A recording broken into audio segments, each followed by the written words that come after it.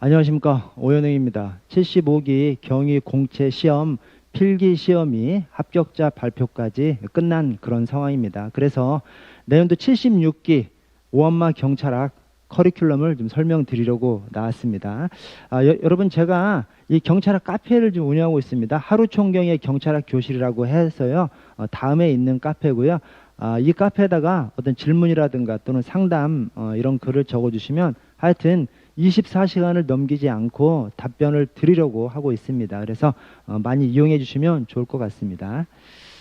제 소개 먼저 좀 드리면 저는 경관부가 49기고요. 또 행시도 49회입니다. 그래서 저한테는 하여튼 행운의 숫자가 이 49입니다. 그래서 제 혼자 생각하기를 경찰 안에서 제가 49살이 되면 어떤 중요한 역할을 하겠구나라는 생각을 저는 항상 하면서 살았죠. 그런데 제가 49대 경찰을 그만두고 이 학원 강사로 직업을 옮기게 됐습니다. 제가 이제 경찰 안에서 어떤 큰 뜻을 실행하지는 못했지만, 그러나 이 49이라는 이 49라는 숫자에 학원가로 진입하게 된 것도 뭐 운명이라고 그렇게 생각합니다. 다 여러분들을 만나게 해 주시려고 이렇게 계획이 된 거 아닌가라는 생각을 또 하고 있습니다. 제가 이제 딱 근무를 20년 했거든요. 20년 하고 이제 명퇴를 했는데 20년을 근무하니까 뭐 그냥 웬만한 거 다 근무했습니다. 다만 제가 이제 못 해본 것이 정보과 근무를 못 해봤고, 또 하나는 강력계 형사를 제가 못 해봤습니다. 이제 그거 빼놓고는 어지간한 것들은 좀 다 근무를 해봤습니다. 그리고 제가 근무를 하면서 이 경찰 공제회에서 이 경찰 실무 종합이라는 교재를 출간하고 있거든요. 그것을 제가 굉장히 오랜 시간 대표 편저자로 있었고요. 또 지금도 공동 편저자로 활동을 하고 있습니다. 제가 이제 이런 말씀들을 왜 드리냐면, 제가 이 시중에 여러분 이제 경찰학 관련된 어떤 교재들을 이렇게 보면 그 안에 조금 이제 논란이 될 만한 내용들, 그다음에 오류 내용들이 좀 간간히 좀 섞여 있습니다. 그렇게 되는 이유가 이 경찰학이 굉장히 다양한 학문들의 짬뽕이거든요. 그래서 뭐 형법, 형소법, 뭐 행정학, 행정법, 뭐 경찰 실무 등등등, 경찰학 등등등 해서 굉장히 많은 학문들의 짬뽕이기 때문에, 그래서 그 모든 것을 다 아는 분들이 굉장히 적은 것이죠. 그런데 저는 경찰 20년 근무했죠. 또 경찰 들어오기 전에 시험으로서 경관부하고 행시를 합격했기 때문에 시험 과목으로서 각종 과목들 다 공부했고요. 또 실무도 굉장히 많이 뛰어봤기 때문에, 또 실무를 뛰면서 경찰 공제외 교재 작업까지 이렇게 했던 사람이기 때문에 이 경찰학에 대해서 하여튼 어지간하면 제가 모르는 것들이 거의 없습니다. 제가 경찰학 관련된 모든 내용을 100% 다 알고 있어 라고 얘기하면 제가 뻥이죠, 뻥. 이제 그렇게는 될 수가 없고, 다만 학원가에서 강의하는 그 누구보다도 제가 경찰학에 대해서 좀 많이 알고 있다라는 것을 여러분들께 제가 뭐 자랑하려고 하는 것이 아니라 여러분들께서 확신을 가지고 제 수업을 들어주셔도 된다라는 말씀을 드리려고 제가 이것을 이제 말씀드리는 것이고요. 제가 근무하면서 시험 출제 경력도 한 번 출제위원 들어갔더니 또 계속 불러주시더라고요. 그래서 제가 시험 출제위원이라든가 또 채점위원으로 10번 이상 들어갔어요. 저도 믿기지 않아요. 저도 믿기지 않을 만큼 이렇게 좀 많이 들어갔습니다. 그래서 아마도 이렇게 학원 강사가 될 운명으로 이렇게 향해서 오지 않았나, 뭐 그런 생각도 좀 해보게 됩니다. 그래서 여러분들께서 제 수업이라든가 제 교재를 선택하게 되시면 하여튼 이 시중에서 학원가에서 수험가에서 가장 오류가 적은 교재, 가장 오류가 적은 강의를 듣는다라고 생각하시면 딱 맞겠다라는 말씀을 제가 드리면서 시작을 해봅니다. 자, 올해 이제 커리큘럼을 말씀드리려면 이번 시험의 출제 경향을 좀 말씀드려야 할 것 같아서 이번 시험의 출제 경향을 좀 한번 말씀드리면 먼저 출제 분야는 그냥 골고루 출제됐습니다. 원래 기초이론에서 30%, 즉 12문제가 출제가 예상되어 있는데 한 문제가 적게 출제됐죠. 그것이 이 경찰사, 한국경찰사, 외국경찰사에서 한국경찰사에서 이제 두 문제가 나옴으로써 그래서 여기서 이제 플러스 1문제가 됐고 그래서 마이너스 1 플러스 1 쌤쌤이가 됐고 자, 이 경찰행정법이 35% 14문제가 출제 예정돼 있는데 11문제가 출제돼 가지고 마이너스 3이죠. 이 마이너스 3이 경찰행정학에서 6문제가 아니라 플러스 1이 됐고 강론에서 플러스 2가 됐습니다. 그래서 비록 경찰행정법에서 마이너스 3이 됐지만 뭐 그냥 원래 예정돼 있던 출제 범위들, 원래 예정돼 있던 출제 분야들 그냥 골고루 잘 냈다고 저는 이제 생각합니다. 왜냐하면 저는 이제 개인적으로 강론이 없어지려면 그냥 없어지지만 강론이 들어가 있으려면 강론에서 15% 6문제 출제가 예정이 되어 있는데 강론이 7개 분야로 되어 있지 않습니까? 7개 분야로 되어 있기 때문에 저는 비록 6문제로 예정이 되어 있지만 하여튼 7문제 이상 출제하는 것이 좀 맞다고 생각합니다. 왜? 실컷 공부했는데 어느 한 분야는 빼버리면 좀 그렇지 않습니까? 그래서 그런 측면에서 8문제, 이 8문제가 생안 파트에서 2문제가 출제되고 나머지 6개 분야에서 1문제씩 골고루 출제됐거든요. 그래서 출제 분야는 하여튼 잘 지켰다. 다만 한 가지 좀 아쉬운 점은 이 경찰행정법이 경찰조직법, 경찰공무원법, 경찰자용법 플러스 일반 행정법까지 들어가는 것이 이 경찰행정법 파트거든요. 근데 여기에서 조직법하고 공무원법이 얼마나 많아요. 근데 여기서 너무 적게 출제가 됐어요. 이게 좀 아쉽습니다. 사실은 이 경찰조직법, 경찰공무원법 이게 진짜 경찰학이거든요. 이게 진짜 경찰학인데 이 부분이 좀 적게 출제된 것이 조금 아쉽습니다. 자, 내용적인 특징으로 좀 들어가 보면 자, 우리가 이제 굉장히 관심을 가지는 것이 사실은 난이도죠, 난이도. 이 난이도를 결정하는 가장 중요한 것이 개수형 박스 문제가 몇 개 있느냐, 또 일반 행정법이 몇 개 출제되느냐, 또 생소한 내용이 몇 개가 들어있느냐, 이게 난이도를 결정하는 가장 중요한 포인트죠. 자, 그런데 개수형 박스 문제가 축소됐습니다. 이 경관시험, 경관경찰학이 엄청 유명한 것이 엄청 어렵기로 유명하죠. 경관경찰학이 엄청 어렵기로 유명합니다. 근데 그 엄청 어려운 이유가 박스형 문제가 엄청 많이 나와요. 그래서 작년도에도 박스형이 개수형 박스형이 11문제, 그 전년도에도 12문제. 그래서 하여튼 10문제 이상이 이 개수형 박스 문제로 출제되는데 이번에 8문제로 하여튼 한 서너 문제 정도가 적게 출제됐습니다. 이게 하여튼 체감 난이도를 엄청 떨어뜨리는 것이죠. 자, 플러스에서 일반 행정법 문제가 대폭 축소됐습니다. 그래서 일반 행정법 문제가 한 문제밖에 출제 안 됐어요. 이 한 문제도 국가배상 관련해서 좀 경찰 공무원하고 관련된 것을 출제했기 때문에 사실은 일반 행정법 문제가 한 문제 또는 아예 출제되지 않았다고 봐도 무방할 정도로 이 일반 행정법 문제가 좀 대폭 축소됐습니다. 지금까지 경관경찰학에서 일반 행정법 문제가 통상 하여튼 한 서너 문제 이상씩은 출제가 됐었거든요. 근데 이번에는 한 문제 또는 0문제, 한 문제 또는 0문제로 이렇게 축소됨으로써 이것도 체감 난이도를 낮추는데 굉장히 영향을 미쳤고, 자, 또 하나가 생소한 문제가 대폭 축소됐습니다. 여러분, 경관경찰학이 하여튼 엄청 어려운 시험이에요. 엄청 어려운 시험인데 그 어려운 이유가, 대표적인 이유가 아까 이제 개수형 박스, 개수를 묻는 박스형 문제가 많다, 이거다고.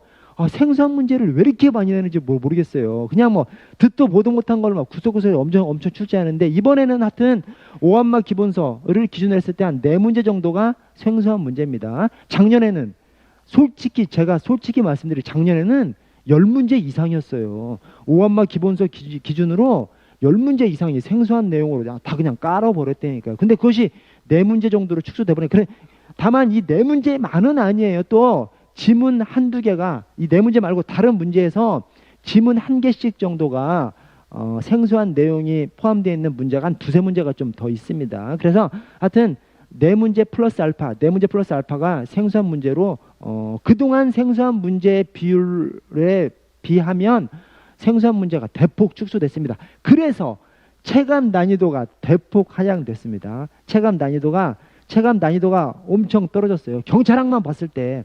자, 그래서 이번에 6문제 이내로 틀렸으면 거의 합격한 것 같습니다. 여러분, 좀 이상해요. 뭐가 이상하냐면 작년에도 한 7-8문제 틀리신 분 그 안쪽은 거의 붙었습니다. 이 필기 시험에서. 근데 이번에도 한 6개 정도 이렇게 되는 것 같아요. 그러니까 체감 난이도는 엄청 떨어졌는데 실제 점수는 그렇게 많이 오른 것은 아닌 것 같아요. 그래서 제가 무슨 말씀을 드리냐면 시험 볼 때 시험장에서 이 수험생들이 시험 끝나고 와서 저한테 연락해 주신 분들이 굉장히 쉬웠다. 난이도가 굉장히 떨어졌다. 이런 말씀들을 많이 해주셨거든요. 그런데 막상 점수를 받아놓고 보니까 그냥 작년보다 한두 문제 정도 더 맞은 정도인 것 같아요. 그러니까 이게 시험이란 것이 참 오묘한 것이죠. 체감 난이도, 현장에서 체감 난이도는 굉장히 난이도가 약한 것으로 느껴졌는데 실제 시험 결과를 보니까 그렇게 많이 더 맞지는 않은 것 같아요. 왜냐하면 이 생소한 문제라든가 또 작년에 그렇게 어렵게 출제됐어도 상위권들은 또 굉장히 좀 잘 봤어요. 근데 올해는 아주 고득점자는 작년하고 비슷한 것 같아요. 이 고득점자가 엄청 늘어나지가 않은 것 같습니다. 그래서 체감 난이도는 굉장히 떨어졌지만 실제 점수는 작년보다 한두 문제 정도 더 맞춘 정도로 이 정도로 좀 결과가 나온 것 같습니다.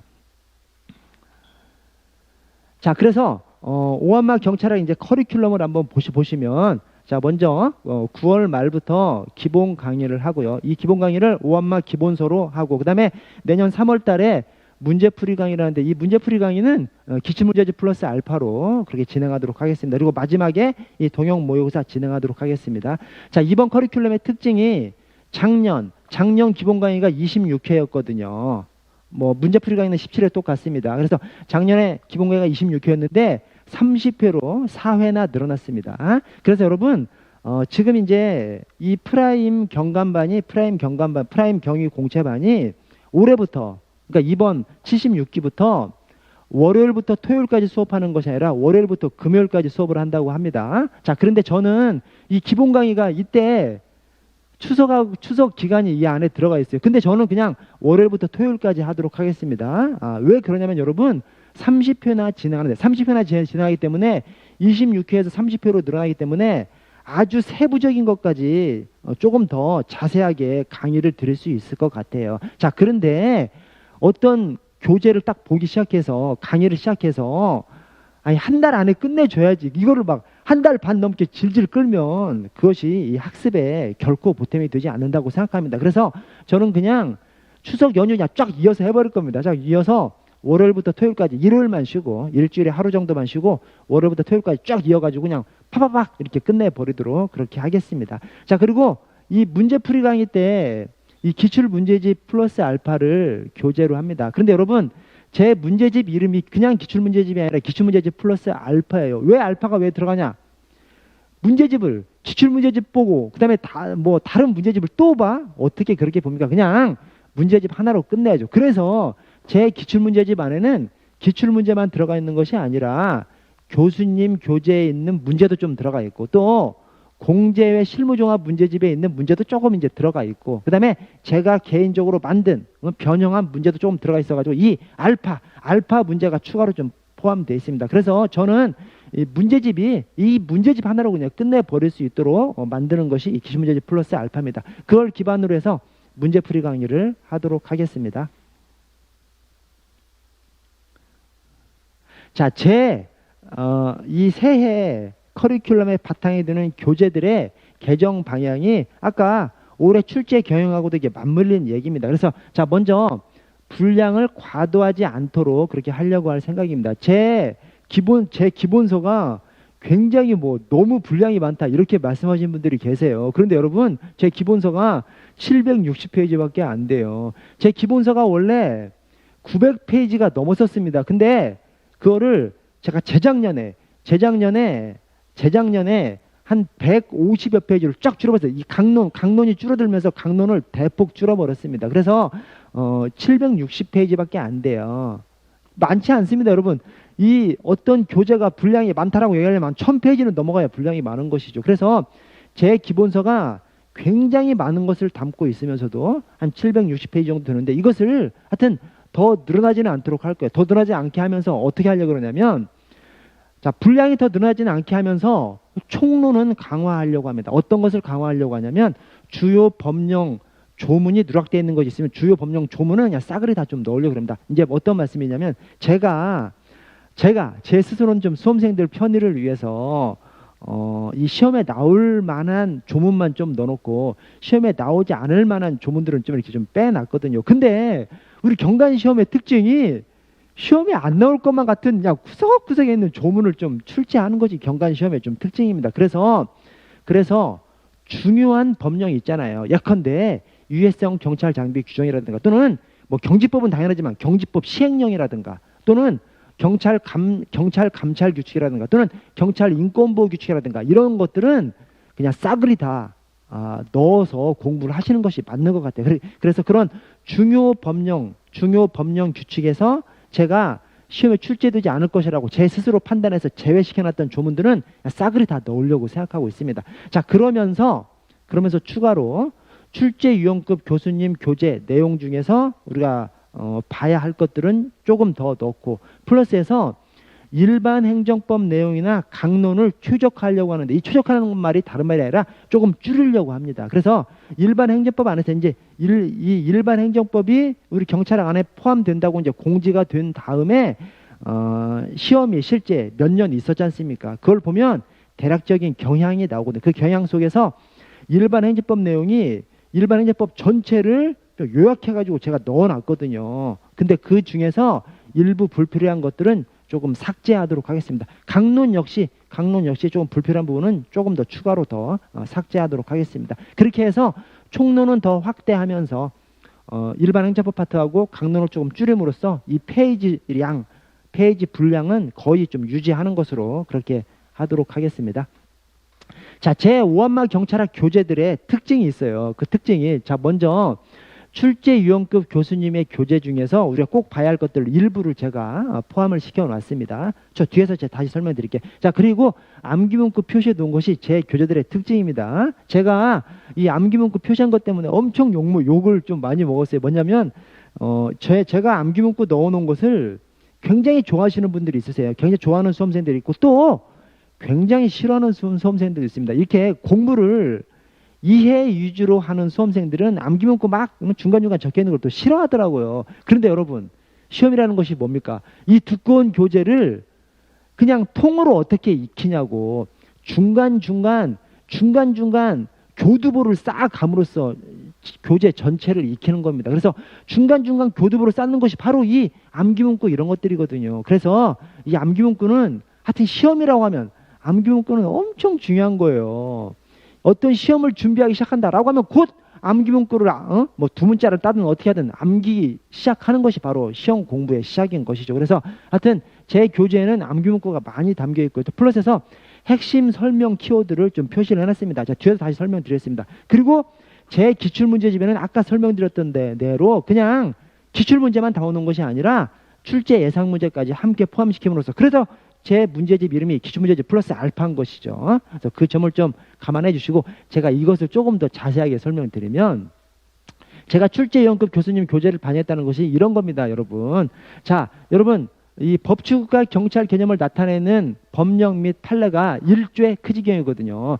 프로이센 일반 난특법, 그다음에 프랑스 죄와 형벌법정, 그다음에 크루츠베르그 판결, 그리고 이 프랑스 지방경찰법정 또는 지방자치법정, 프랑스 지방경찰법정 또는 프랑스 지방자치법정, 그다음에 프로이센 경찰행정법 이런 것들이 법치국가 경찰 개념을 나타내는 법령 판례입니다. 자, 그런데 여기에서 각 법령에서 그 내용까지 이제 시험에 나오는데 그 내용이 1절 죄자 지위 경제입니다. 뭐 절박한 자유, 그다음에 위생, 맨 마지막이 재량 이런 표현들이 각 법령에 있어요. 그걸 가지고 그 법령을 딱 구분해 내셔야 되거든요. 그래서 1절 죄자 지위 경제 이렇게 이제 외우고 있거든요. 자, 그런데 이 절박한이라는 표현을 어떤 교수님은 급박한이라고 해놓고 또 어떤 교수님은 현준한이라고 해놨어요. 그래서 이런 표현을 아셔야 되는 것이죠. 그래서 만약에 이게 절박한이 아니라 현준한이 들어가 있어도 이게 프로이센 일반 난특법 1절에 프로이센 일반 난특법이라는 걸 아셔야 되거든요. 이렇게 그래서 이 표현 급박한 현준한은 이 표현이 학자들마다 이렇게 절박한을 다른 표현으로 사용하고 있는 거거든요. 이런 것들을 제가 넣어놨다는 이제 그런 말씀이거든요. 이거 말고도 이 출제형급 교수님들께서 조금 헷갈리는 어떤 서술을 해놓은 것들이 있어요. 제가 그런 것들을 교재에다가 곳곳에다 좀 넣어놨습니다. 그래서 제가 강의를 드리면서 그런 부분들은 좀 설명을 자세히 좀 드리도록 하겠습니다. 자, 그리고 암기문구를 표시했다는 것이 이런 식으로 이제 표시를 해놨거든요. 자, 그런데 자, 먼저 여기 위원장 호선하는 사항이, 여러분 호선이라는 것이 그냥 위원들끼리 서로 정한다는 것을 호선이라고 합니다. 통상 위원회 위원장은 기관장이 임명하죠. 통상 위원회 위원장은 기관장이 임명하는데, 기관장이 임명하지 않고 그냥 위원들 서로 정하는 것을 갖다가 호선이라고 하거든요. 근데 위원장 호선하는 사항이, 여러분 제가 이제 호선 중위주라고 되는 것이 이게 작년판이라 그렇습니다. 이게 호선으로 받게 되죠. 왜냐하면 이 호선 손실보상 심의위원회는 이제 위원장 호선하는 사항에서 제외됐습니다. 왜? 손실보상 심의위원회는 개정이 돼서 7월 30일부터 손실보상 결정권자, 즉 기관장입니다. 손실보상 결정권자가 지명하도록 되어 있어요. 그래서 손실보상 심의위원회는 이제 제외가 되니까 이제 호선 중국인추가 아니라 호선 중국인추죠. 호선. 그래서 위원장 호선하는 사항이 중국인추 4개만입니다. 그래서 중국인추, 언론중재위원회, 국가경찰위원회, 경찰인권위원회, 시도자경위원회, 위원추천위원회, 시도자경위 위원추천위원회. 그래서 이 4개가 위원장 호선하는 사항입니다. 위원장을 위원들끼리 서로 정하는 사항이죠. 자, 이렇게 호선, 중국인추 이렇게 외워버려야 되지. 이거를 하나하나 어떻게 다 숙지하냐고요. 그래서 외워버려야 되고. 자, 그 다음에 여기 위원 임기가 3년인 위원회들이 제가 삼국자 소중 이렇게 따놨습니다. 그래서 위원 임기가 3년이야. 왜 3년이라는 것을 왜 이렇게 얘기해? 통상 위원회 위원 임기가 2년입니다. 대부분의 위원회 위원 임기가 2년이에요. 근데 특별히 3년인 위원회가 이렇게 4개가 있는 거예요. 그래서 삼국자 소중, 위원 임기가 통상 2년인데 특별히 3년인 게 삼국자, 국경위, 자경위, 그 다음에 소중, 소청임사위원회, 언론중재위원회, 이렇게 삼국자 소중 이렇게 외워버려야죠. 그래서 여러분, 제가 이 암기문구 막 많이 넣어놓으면서 어떤 분들이, 어떤 수험생들이 엄청 욕을 하는 수험생들이 있어요. 그런데 시험이라는 것은 군데군데 뚫고 들어가는 거예요. 이 공부할 내용 전체 막 700~800페이지를 한꺼번에 어떻게 숙지하냐고요. 군데군데 뚫고 들어가는 거야. 군데군데 뚫고 들어가는 것의 핵심이 이 암기문구입니다. 암기문구로 군데군데 뚫고 들어가요. 그러면 전체가 막 연결되는데 엄청난 도움을 주는 것이 암기문구입니다. 그래서 하여튼 제 교재들에는 암기문구가 곳곳에 많이 박혀 있으니까 좀 잘 활용하시면 좋습니다. 그래서 제가 적어놓은 암기문구 좀 활용하시고 추가적으로 여러분들이 조금 더 따요. 암기문구를 뭐 2문자를 따든 그렇게 하면 아주 이제 풍성한 암기문구, 풍성하게 이 학습 기회가 생기는 것입니다. 그렇게 생각을 해주시고요. 자, 그 다음에 제가 핵심 설명 키워드를 좀 표시를 해놨습니다. 이제 그게 뭐냐면, 자, 여러분, 여기 종교중립부 국가공무법상 의무들인데, 자, 종교중립부에서 자, 공무원은 소속 상관이 종교중립 의무에 위배되는 직무상 명령을 한 경우, 직무상 명령이 뭐죠? 직무상 명령이 상관의 지시예요. 상관의 직무상 명령이 상관의 지시라니까. 자, 한 경우에는 이에 따르지 아니할 수 있다. 자, 뭔 말이냐면 이게 상관이 종교중립 의무에 위배되는 직무상 명령을 해. 그러면 꼭 따르지 아니하여야 한다. 강행 규정일 것 같아요. 근데 강행 규정으로 안 했다니까요. 이게 재량 규정으로 해놨어요. 왜 그런 줄 아세요? 여러분, 국가공무법상에 복종의 의무가 있지 않습니까? 이 복종의 의무는 어떻게 규정이 돼 있어? 의무니까 하여야 한다로 돼 있습니다. 뭐냐면 상관의 직무상 명령에 복종하여야 한다. 이렇게 돼 있습니다. 상관의 직무상 명령에 복종하여야 한다. 상관의 직무상 명령이 지시야. 그래서 뭐냐면 복종의 의무에서는 상관의 직무상 명령에 복종하여야 한다. 이렇게 강행 규정으로 해놨습니다. 강행 규정으로 해놨으니까 의무죠. 상관의 직무상 명령에 복종할 수 있다라고 하면 의무가 아니잖아. 복종할 수 있어. 복종해도 되고 복종하지 않아도 되고 의무가 아니잖아요. 복종하여야 한다니까 이제 복종의 의무죠. 자, 그래서 상관의 지시에 대해서는, 상관의 직무상 명령에 대해서는 복종의 의무로서 먼저 가행 규정으로 해놨어요. 가행 규정으로 해놨기 때문에 그 상관의 직무상 명령, 상관의 지시가 좀 문제가 있는 것들, 그런 규정을 할 때에는 따르지 아니해야 한다라고 가행 규정을 해놓지 않고 따르지 아니할 수 있다. 또는 행동강령 재행관과 상담할 수 있다. 이렇게 재량 규정으로 해놨습니다. 왜 그래? 아니 실컷 복종의 의무에서 복종해야 한다고 해놓은 다음에 그 상관의 직무상 명령 또는 지시가 조금 문제가 있다고 해서 따르지 아니해야 한다. 그렇게 가행 규정으로 따르지 아니해야 한다고 해놓으면 복종의 의무랑 바로 충돌을 해버리지 않습니까? 그래서 복종의 의무에서는 가행 규정을 해놓은 다음에 나머지 상관의 지시에 조금 문제가 있는 것들, 이런 것들은 전부 다 재량 규정으로 해놨습니다. 그래서 따르지 아니할 수 있다. 행동 강령 체인관과 상담할 수 있다. 이렇게. 그래서 여기다 뭐라 하냐면 상관의 지시에 대해서는 이미 규정인 거예요. 이게 핵심 설명 키워드인 것이죠. 복종 의무에서는 복종하여야 한다. 가행 규정을 해놓고 나머지에서는 그 상관의 지시에 조금 문제가 있다 하더라도 따르지 아니할 수 있다. 행동 강령 체인관과 상담할 수 있다. 즉 상관의 지시에 대해서 이미 규정을 해놨습니다. 이게 예외가 있어. 예외가 하나가 있습니다. 예외가 하나 있는데 그 예외는 예외에서 또 이제 설명을 드려야 되죠. 자, 아래를 보시면 자, 직무 전념의 의무 관련해서 자, 공무원은 소속 상관의 허가 또는 정당한 사유가 없으면 직장을 이탈하지 못한다. 자, 이게 뭐요? 공무원이 직장을 이탈하는 것을 얘기합니다. 이 직장을 이탈하는 것이 뭐 여러 가지 사유가 있죠. 근데 어쨌든 자, 공무원이 우리 경찰이 직장 이탈하는 것이 뭐예요? 그냥 사무실을 이탈하는 것이라고 생각해서 경찰이 사무실을 이탈하는 경우가 살인사건 현장 가는 거죠. 그 살인사건 현장 가는 것이 이거랑 딱 안 맞지만 어쨌든 사무실을 벗어나는 것은 살인사건 현장 간다고 생각하시고 그 살인사건 현장 갈 때 서장 허가를 받아야 돼? 아니면 상관의 허가를 받아야 돼? 아니 살인사건 현장 가면서 서장실 똑똑똑 뚫어가지고 서장님 저 살인사건 현장에 좀 다녀오겠습니다 라고 하면 서장님이 뭐라고 할까요? 저런 미친놈. 아니 그런 것들까지 다 서장실 뚝뚝거리면 서장 귀찮아서 서장 못 해먹죠. 그래서 사건 현장에 갈 때는 사무실에 있는 상관한테 형님 저 현장 좀 다녀올게 하고 가는 거죠. 그렇지 않습니까? 그래서 이렇게 사무실을 벗어나는 장소를 이탈하는 이런 것에는 다 상관으로 있으면 상관. 기관장이 아니라는 거예요. 이것을 기관장이라고 해서 틀린 지문을 냅니다. 그래서 상관, 상사, 상관, 상사 똑같은 말입니다. 자, 그래서 자 여기다가 핵심 설명 키워드를 사무실을 벗어날 땐 상관한테 말하는 거예요. 기관장한테 말하는 거예요. 이게 이제 핵심이다. 상관한테. 그래서 제가 이렇게 핵심 설명 키워드를 좀 군데 좀 넣어놨습니다. 그래서 뭔 말이냐면 제가 아까 교재가 한 700~800페이지가 되는데 그거를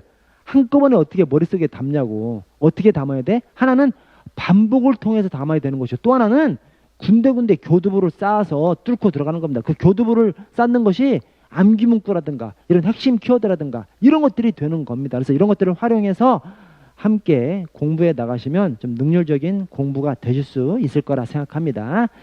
자, 그리고 여러분 제가 여러분들께 경찰학 또는 수험에 대해서 말씀드릴 기회가 별로 없기 때문에 제가 생각하는 합격으로 가는 수험 공부 팁을 좀 몇 가지 좀 말씀드리도록 하겠습니다. 자, 하나는 이 경관 시험이 굉장히 어렵게 출제됩니다. 굉장히 어렵게 출제되는데 굉장히 어렵게 출제되니까 과목들 중에서 경찰학 같은 거, 경찰학 플러스 한두 개 더, 총 5과목을 보는데 경찰학이라든가 또는 뭐 경찰학이나 형사법 이렇게 이런 것들에 대해서 교재를 너무 많이 보려고 하시는 분들이 계세요.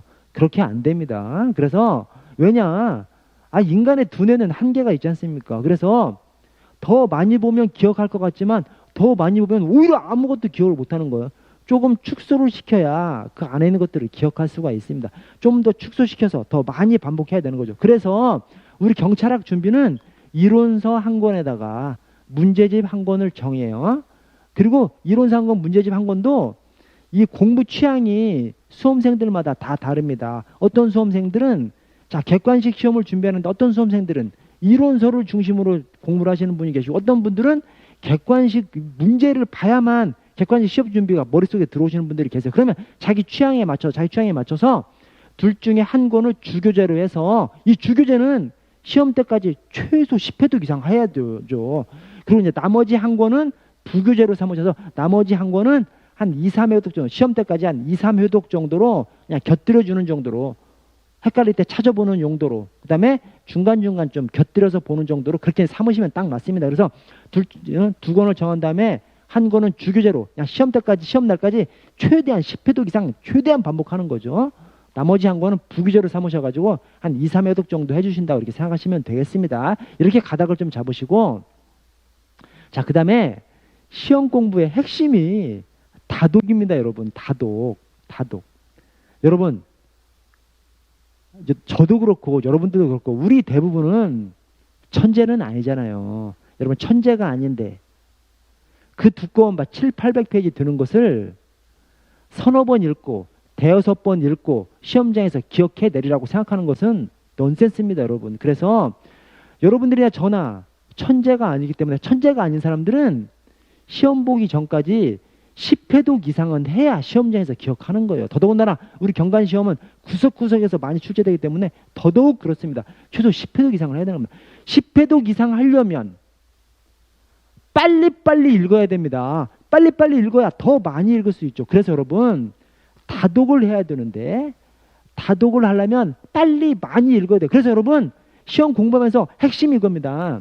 시험 공부하면서 장기적인 계획도 중요하지만 하루 공부 페이지 양에 초점을 맞춰야 돼요. 그래서 여러분 하루 열심히 그냥 공부를 하면 예를 들어서 하루 열심히 공부하면 한 100페이지 읽을 수 있어요. 근데 하루 그냥 페이지에 관심을 갖지 않고 그냥 되는 대로 하루 공부하지 않습니까? 20, 30페이지도 못 보고 끝나는 날이 굉장히 많아요. 그래서 하루에 내가 나의 공부를 체킹해야 하는 것이 오늘 몇 페이지 읽었느냐, 오늘 몇 페이지 읽을 것이냐, 이걸 갖다가 내가 체킹을 해 나가야 됩니다. 그래서 내가 평소에 그냥 열심히 읽으면 하루에 100페이지를 읽어. 그러면 130페이지나 150페이지를 목표로 삼아야 돼요. 왜 그래? 많이 읽어야 더 빨리 마무리하고 더 많은 횟수 반복할 수 있기 때문에 그렇습니다. 그래서 이 읽는 것이 이 다독하라는 다독이 하루에 다독해야 돼. 하루에. 오늘 다독을 해야 시험 보기 전까지 더 많은 횟수 다독할 수 있습니다. 그래서 오늘 다독을 그냥 평상적인 속도로 한 100페이지 읽을 것 같으면 막 130페이지, 150페이지 목표로 삼은 다음에 그 목표를 달성하기 위해서 막 고군분투하면서 공부를 하셔야 됩니다. 그게 시험 공부의 핵심입니다. 핵심. 자, 문제집은 풀지 말고 읽어버려라. 이렇게 제가 이제 추천해 드리는 이유가 있는데, 왜냐하면 여러분 이 문제집이라는 것이 공부가 다 되지 않은 상태에서 문제집을 보지 않습니까? 그런데 내 공부가 되지도 않은데 풀어. 무의미하다니까요. 왜 그래? 여러분 문제를 푼다는 것이 문제를 풀면 최소 한 7, 80점 이상은 맞아야 문제를 푸는 것이 의미가 있지. 문제 풀면 50점도 안 나오면 문제 푸는 것이 무의미하다니까요. 그러니까 문제집을 볼 때 정답을 미리 달아놓고, 그러니까 예를 들어 지문에다가 틀린 지문만 X 표시를 다 해놓은 다음에 문제, 그 다음에 지문 1, 그 다음에 해설 1, 그 다음에 지문 2, 그 다음에 해설 2, 이 순서로 기본수익들이 쫙쫙 읽어버리는 겁니다. 여러분 문제집을 풀지 않고 읽어버리면 좋은 점이 있어요. 좋은 점이 굉장히 많습니다. 자, 하나는 문제를 풀잖아요. 그럼 문제를 풀면서 잘못 푸는 경우가 있어요. 그 잘못 풀 때 내 머릿속에서 잘못된 논리 전개를 하거든요. 그것이 굉장히 오래 남습니다. 그래서 문제를 풀지 말고 읽어버리면 문제를 잘못 풀 때 그 잘못된 논리 전개가 머릿속에 안 남아요. 그래서 좋습니다. 자, 그것이 이제 하나고요. 자, 또 하나는 문제를 풀면 문제를 맞췄냐 못 맞췄냐 여기에만 막 관심이 집중됩니다. 그래서 구석구석 읽을 수가 없어요.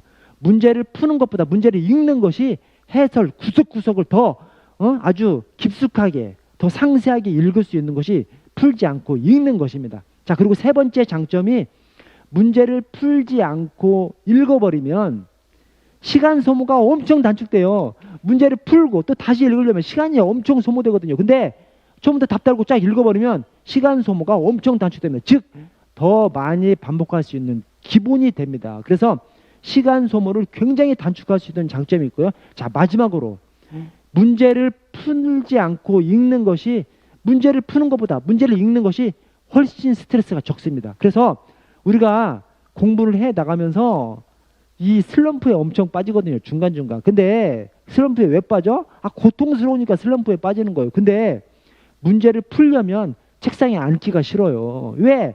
푸는 작업 자체가 엄청 짜증나니까. 근데 문제를 읽으려면 손쉽게 자리에 앉을 수 있다니까. 즉 문제를 풀지 않고 읽으면 스트레스가 훨씬 덜해져서 스트레스가 감소돼서 슬럼프를 빠지지 않게 할 수 있는 것이 바로 문제를 풀지 않고 읽는 것입니다. 그 점을 한번 좀 생각을 좀 해주시고요. 자, 그리고 시험의 막바지에 가면 이 모의고사 저 모의고사 막 모의고사 막 이것저것 막 엄청 문제를 막 보는 그런 분들이 계세요. 그런데 여러분 솔직히 시험 공부 방법 어떤 것이 좋으냐 뭐 왕도는 없습니다. 절대적인 진리는 없어요. 그러나 통상적으로 여러분 시험 막판이 되면 그동안 내가 열심히 봤던 주교재를 뭐 한 7, 8회, 10회 이렇게 보게 됩니다. 그래서 마지막 기간에 조금만 더 봐주면 그 교재를 완성할 수가 있는데 그 내가 봤던 주교재를 완성할 그 시점에 이 모의고사 저 모의고사 쇼핑을 하는 분들이 계십니다. 그렇게 하시면 안 됩니다. 여러분 이 모의고사 저 모의고사 막 그렇게 모의고사 쇼핑을 하면 생소한 문제 한두 개를 맞출 수는 있죠. 그러나 통으로 놓쳐버리는 겁니다. 그래서 모의고사는 그냥 뭐 한 3, 4회 정도 또는 어느 한 선생님의 모의고사 정도 이 정도 그냥 풀어보시면 되는 것이고 이 모의고사 저 모의고사 막 이 모의고사집 저 모의고사 이렇게 모의고사 쇼핑을 하는 것은 저는 맞지 않다고 생각합니다. 그래서 마지막 기간에는 보던 주교재를 계속해서 반복하고 그냥 보던 주 교재를 완전히 씹어먹는 시간으로 만들어야 되는 것이 마지막 정리 기간이다. 이 말씀을 제가 꼭 드리고요. 여러분 제가 제 경찰학 교재들에다가 오한마 이렇게 타이틀을 달아놨습니다. 근데 이 오한마가 진짜 벽을 깨는 오한마도 돼요. 벽을 오한마로 깨듯이 경찰학을 오한마로 깨자는 이제 그런 말입니다. 그러나 또 하나는 오연훈과 함께 마지막까지 가면 더 잘할 수 있다는 그런 캐치프레이즈를 내건 것이 바로 오한마입니다. 여러분 저하고 함께 경희공채 시험을 준비하시면 하여튼 지름길이 될 것이다 라고 감히 말씀드리면서 강의실에서 뵙도록 하겠습니다. 감사합니다.